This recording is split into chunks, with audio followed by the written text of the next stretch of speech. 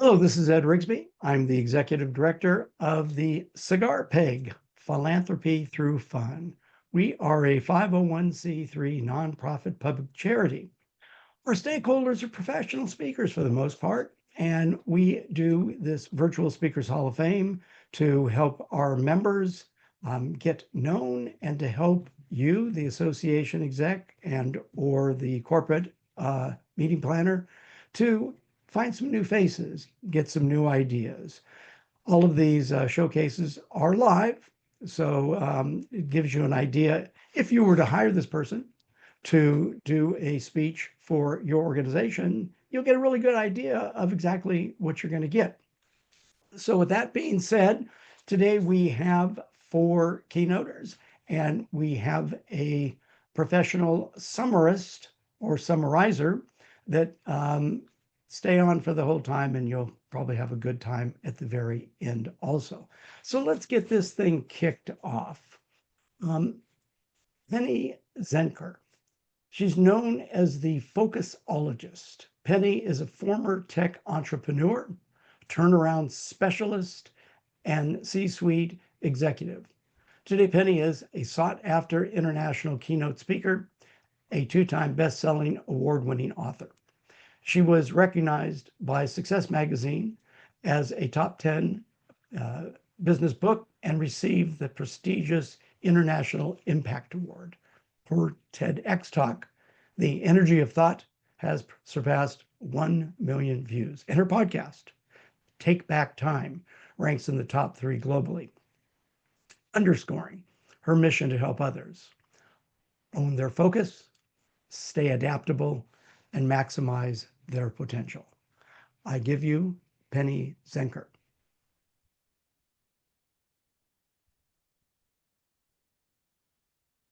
Let's start with a simple truth. Things work until they don't. Duh, you're probably thinking, well, hello, Captain Obvious. But let me ask you a simple question. How often do we only realize that something has stopped working after the damage is done and we're paying the consequences? That happens in our relationships, in our finances, in our health, and in our businesses. That's why I wrote the book, The Reset Mindset, to help us to stay present to what's working and what's not, and adapt faster with today's rapid pace of change. Consider this question. When was the last time that we asked our customers about their current challenges? That was the question that I asked one of our market research divisions in 2005 before we launched a major technology upgrade. And their response, we talk to our customers all the time. We know our customers, we know what they want, and we know what they need. Do we? Do you? We were losing market share. And after further investigation, I found that people were clinging to systems and best practices that worked in the past, but now they had become blind spots. This was what I call a reset moment for us. We needed to see the business with fresh eyes. It was a realization that we had to challenge our current assumptions and to rethink our approach. And to do that, we needed feedback from our customers.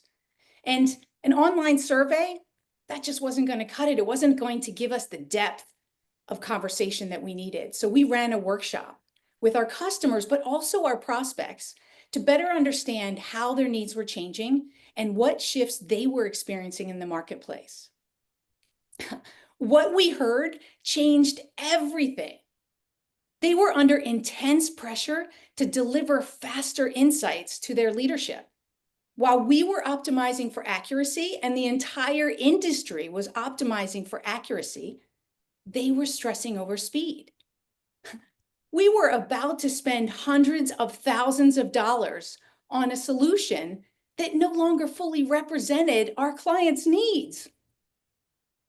That key insight, well, it led us to develop a new system that set us apart from our competition. Remember, things work until they don't. That workshop was a powerful reset. This reset engaged us in a 3-step reset practice that got us back on track. And these 3 steps are the following. Number 1, step back. Step back away from the assumptions, the current thinking, so that we could really take a true inventory. Number 2, ask and listen. That's to get perspective. Number 2 is to get perspective. What changed, what's true, and what matters now? And number 3 is to realign, to integrate that feedback into our new system and to build what I call reset rhythms to stay in tune with the changes as they happen. Because when things stop working, that's not failure, it's feedback, a signal to reset, a signal to step back, to get perspective, and to realign. And when we create those reset rhythms, we become more dynamic, more proactive, and it enables us to recognize these changes as they're happening around us and to adjust quickly before we waste time, money, and energy on the wrong things. These 3 steps are the basis of the reset mindset. It's how we lead with clarity, it's how we stay relevant, and it's how we manage complexity despite what's happening around us.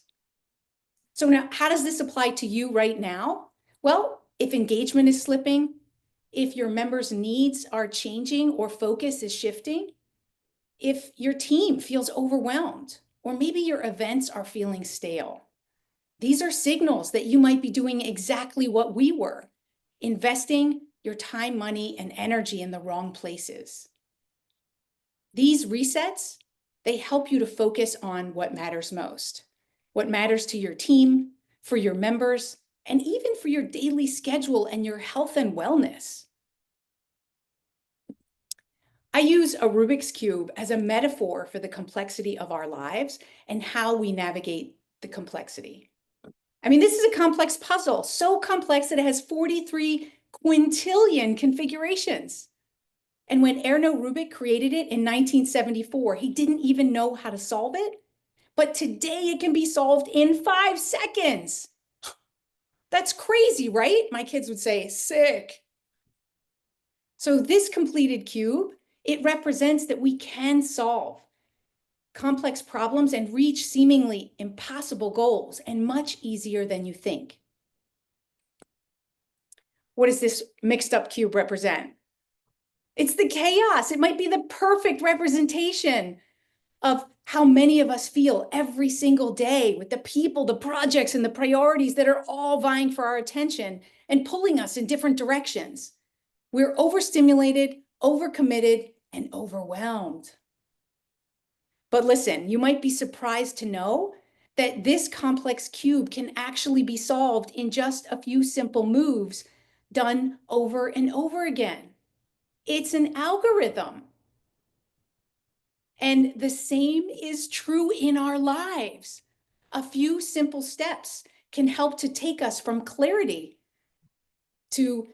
chaos to clarity, from distracted to focused, and from impossible to possible. So to activate the algorithm for success for you is simple. Step back, get perspective, and realign. That's the reset mindset. Because remember, things work until they don't. My name is Penny Zenker, and in my keynotes, I cover various aspects of the reset mindset. I even bring someone up on stage to solve the Rubik's Cube in real time, because it shows us that it's not about how complex the problem is, but how simply we approach it. I would love to tailor my next keynote for you and your members. Thank you.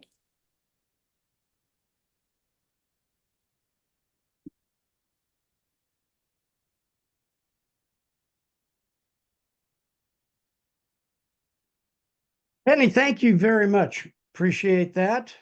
I never could do the Rubik's Cube, so that always kind of gets me off, making me feel not so good. But anyway, you'll have to show us, maybe if somebody brings you into their organization, maybe you can show them how to solve that in that short period of time. Okay, let's move on. Our next speaker is the top cop in Hawaii, Jeff Owens. He's a human interaction expert, a former street cop, hostage negotiator, and senior business leader. Jeff is here to talk with us about learning from the streets to the C-suites and how using the power of respect can increase leadership influence and impact, reduce negative conflict, increase employee productivity, and improve the bottom line. Jeff, take it away. All right. Good morning or afternoon, wherever we're at. You're a brand new police officer. You've been sworn in and you're looking forward to hitting the streets, answering the calls, dealing with situations, and, well, let's be honest, looking pretty good in your uniform. You report to your first day at work officially as a police officer, waiting for your assignment so you can hit the streets. As the roll call progresses, you're getting more excited because they're getting close to your name. And then you hear Owens, cell block. What? Wait. You see, the cell block is the little jail cells in the basement of the police station where people who have been arrested are held until they can either bail out or go to court. Usually a few hours to maybe over the weekend. This was not the drama, excitement, and adventure you were looking for.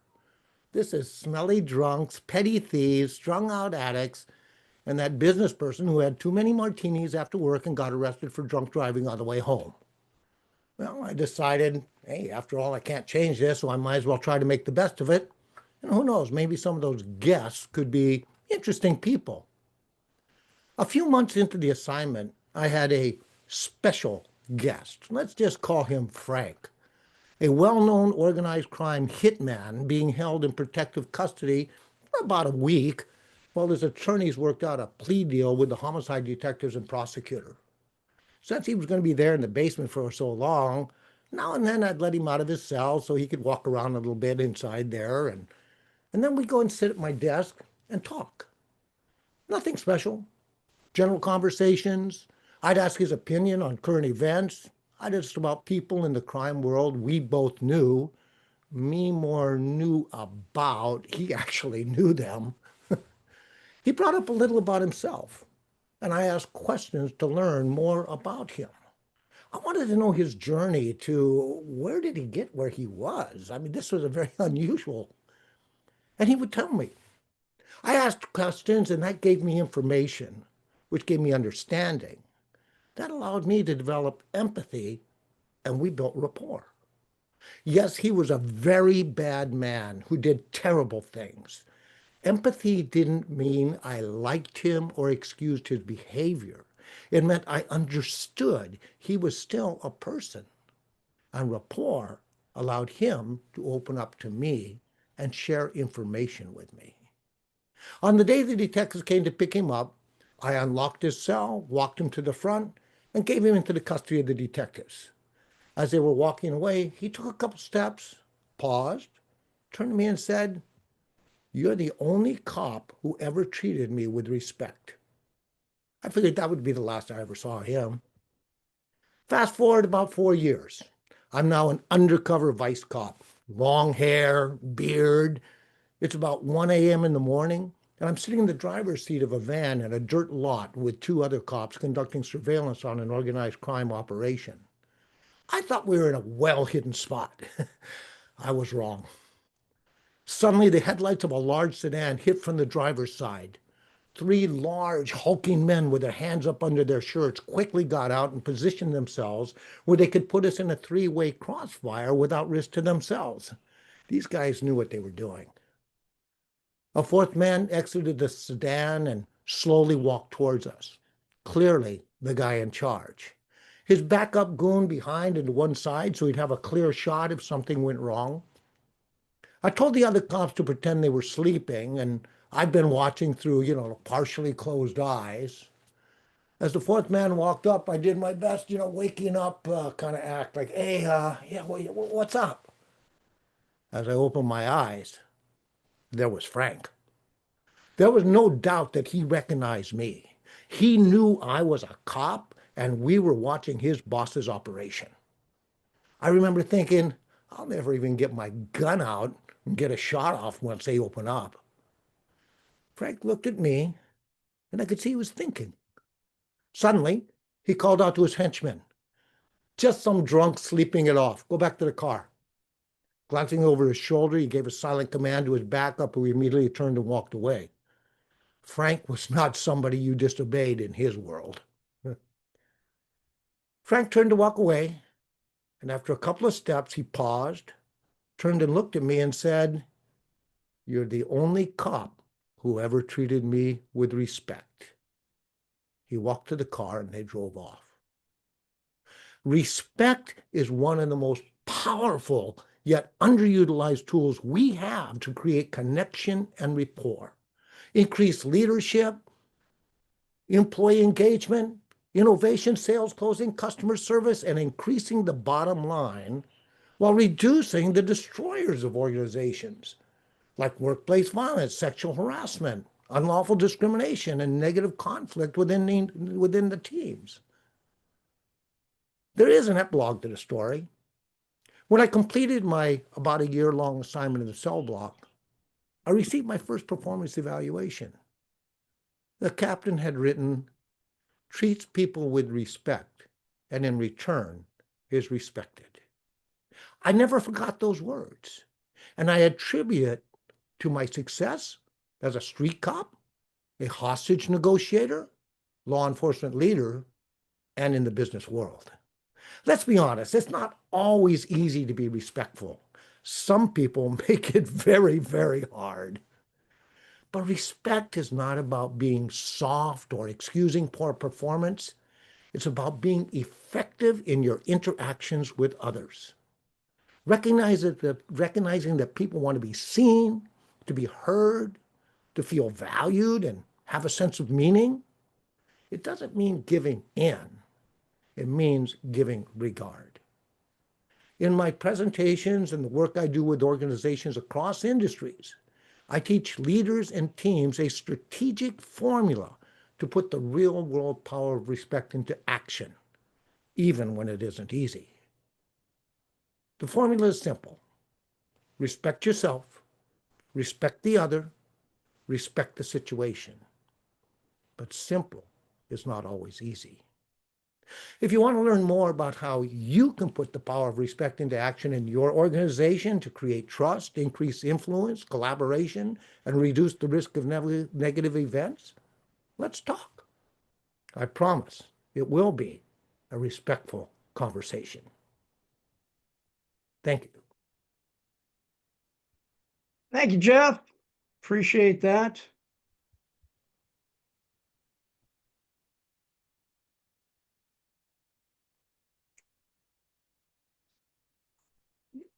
So I've heard Jeff present quite a number of times, and I would say to anybody out there that he's a person that absolutely delivers on the stage, and when he walks off, people are moved. So, Jeff, thank you very much.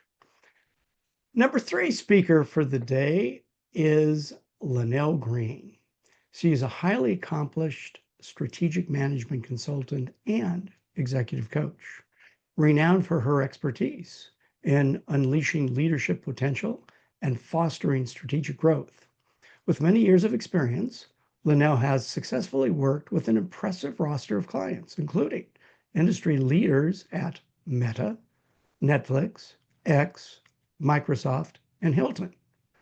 Her unique combination of skills, including accounting, corporate management, and teaching leadership programs, allows her to provide invaluable insights and guidance to her clients. Lynell's ability to understand complex business strategies, navigate organizational dynamics, and develop effective leaders has consistently resulted in transformative outcomes for her clients. Let's turn this over to Lynell.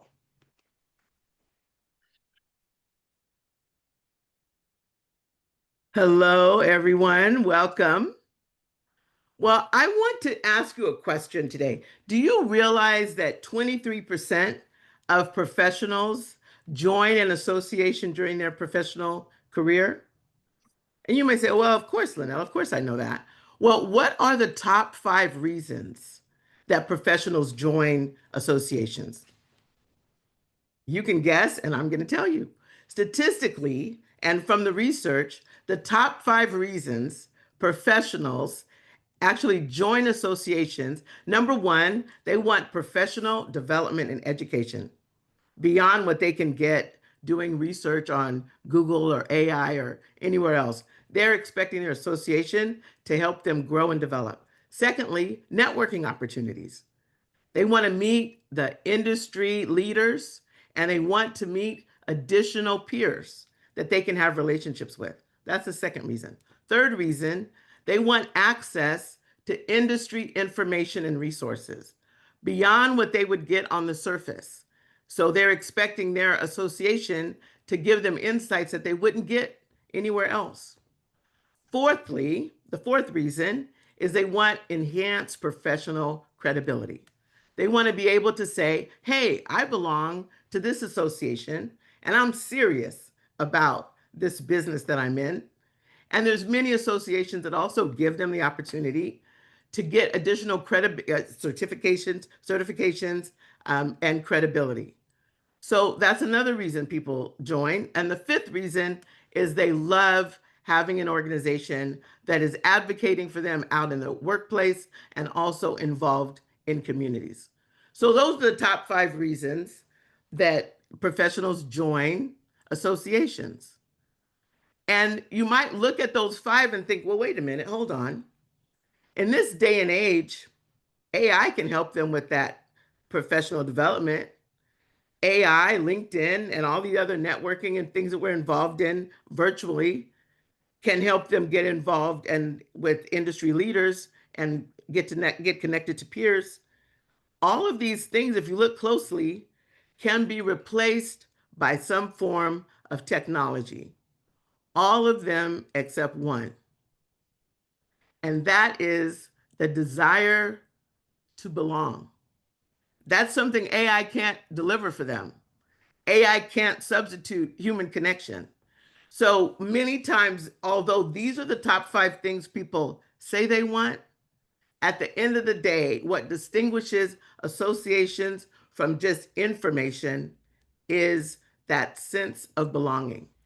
So since that's so important and associations actually provide that, why do associations fail? Well, I want you to think about what might be the top 5 reasons. I'm going to give them to you. Number one, the loss of mission focus. You say you deliver this for your members, they join. That's not what actually happens. They don't get what you've promised. The second reason they fail is poor financial management. You know that thing called money, whether it's managing what you have, finding ways to bring in more, and then having the discipline to spend it consistent with your mission. So poor money management. The third reason is ineffective leadership and governance. People know if they're members of your organizations, your companies, on your teams, if leadership is weak. And one of the ways, it doesn't mean you're not smart. We're not talking about intelligence. We're talking about the fact that the weak leadership shows unclear responsibilities aren't clear. There's a lack of accountability. You can tell that that trust has been eroded. Your people don't believe that you're actually going to do what you say. That's what we say when we say weak leadership. The fourth reason is that the association or organization is not adapting to change. Things are changing quickly. We hear that every day. If you're in any rooms at all, you're hearing about AI and technology and innovation and creativity. And our associations have to rise up to meet that same challenge. If you don't, you are going to lose members. And then the last reason, number 5, failure to communicate value to the members. Now, some people say, well, they should know we're giving them value. Well, that's like saying You said I love you 20 years ago at the altar. I shouldn't have to tell you again. Well, of course you do. So you need to continue to communicate value. Those 5 reasons are the key reasons that organizations fail. Now let's look at ultimately, if you are leading an organization, and I lead one too, I'm the incoming president for the National Speakers Association of Northern California, and we're looking to grow. So I want to give you a secret, an acronym that will help you. If you focus on this, this will help you create a strategic plan to grow. G is for generate engagement. Have to do that. R is for reinvent digitally.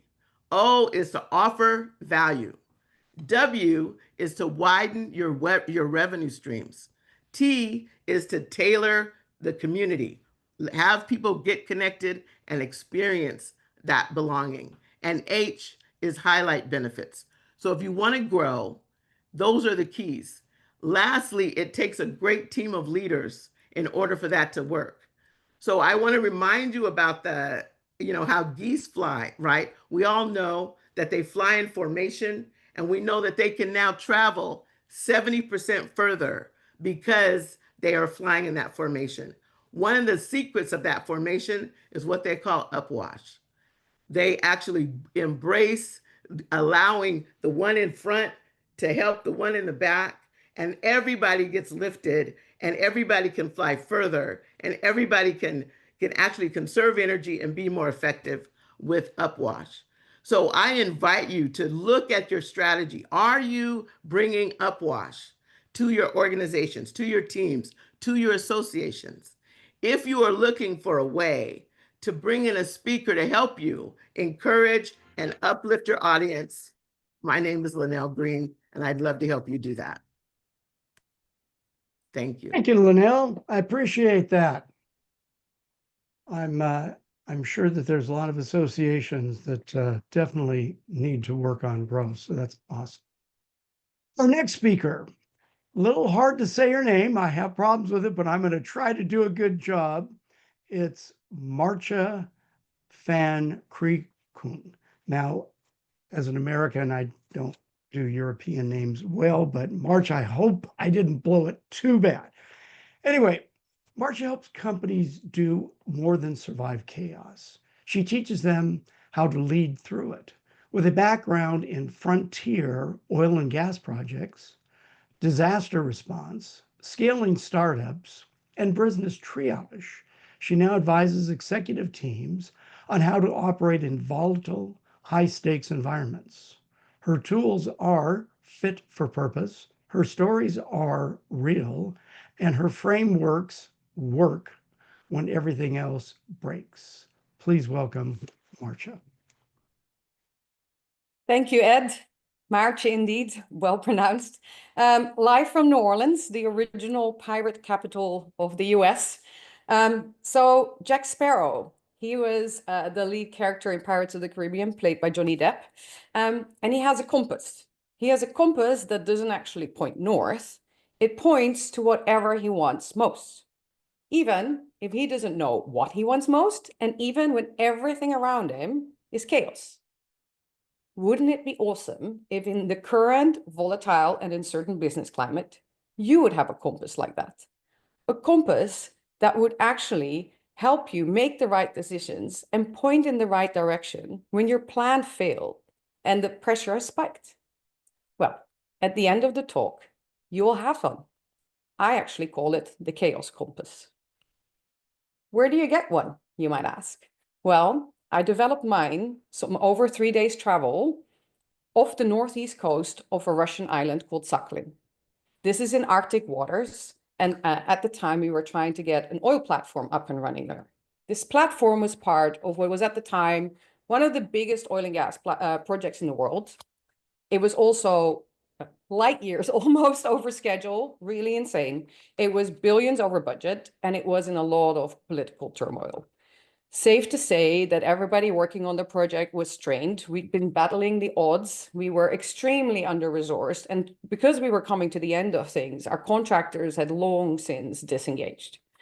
In our particular case, we just managed to bring that platform up on a good weather window through Typhoon Alley, as it's called, from Korea to Russia, on one of the most expensive and biggest transport barges ever.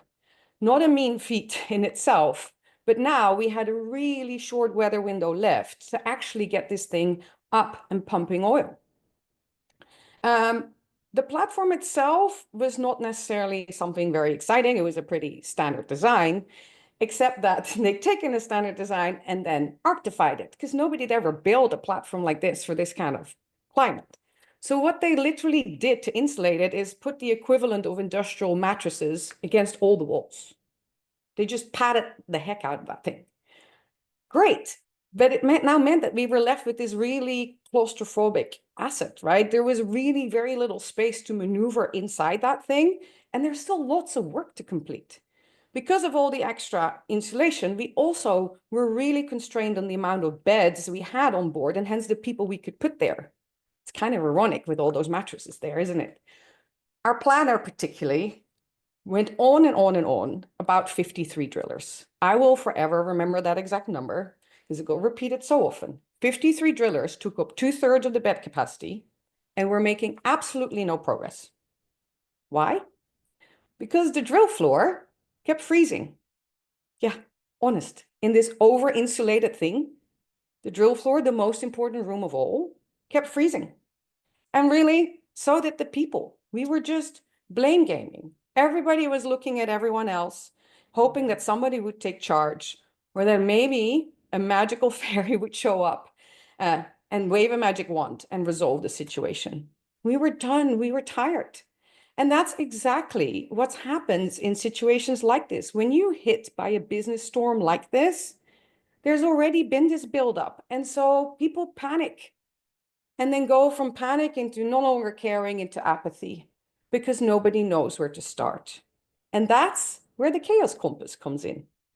Because the truth is, if you're burning energy and not making any progress, you're not navigating through this storm. You're not navigating through the chaos.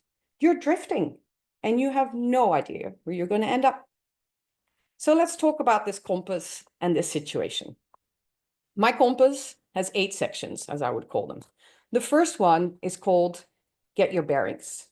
I'm not telling you that you need to become a sailor to use this compass. What I really want you to do is to bring out your puzzle board. I want you to bring out your puzzle board, lay it out, and invite as many people in as you can think of, right? Cast the net wide.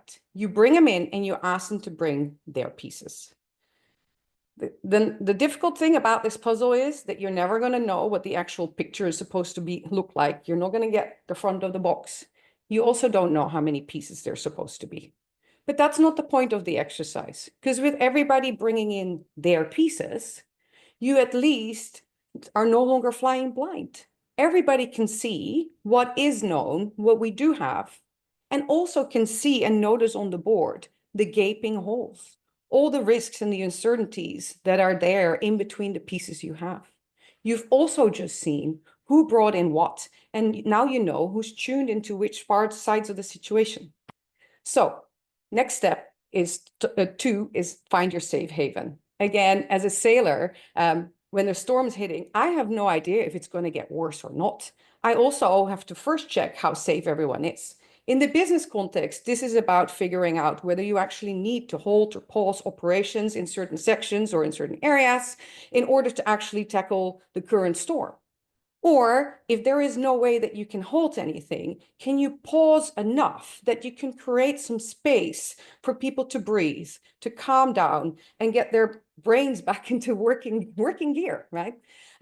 Which brings me to point 3, which is now that you at least are somewhat safe for the moment, you need to reconfirm your destination. Is the definition of success still the same, or does it need reworking? Even if it does stay the same, you probably for this situation need to define a new near-term goal. What is the end of the storm? What is the end of the current situation? What's the definition of success of climbing out of this hole? What's that point? Where are we going to? Creating that clarity and communicating it, that's what drives energy. And that energy will empower people to kick into gear and to actually start doing something rather than finger pointing at others. You do want people to work on the things that actually matter, which brings me to point number 4. Now, you know where you're going. It's typically pretty easy to identify your big levers, which is step 4. What are the 2 to 4 things that are going to move the needle on this? These are probably easy to find. What is much harder is that you now need to deprioritize everything else. If it's not in there, you need to let it go or pause it until you're in a better space again. Of course, you can do anything, but you cannot do everything. You and your people need focus. These are the first 4 steps of my chaos compass. In a full talk, I walk you through how this framework in its entirety helped turn that frozen Joe flu around, complete with inflexible partners like the Russian government, burned out teams, a Top Chef search, and some Game of Thrones references.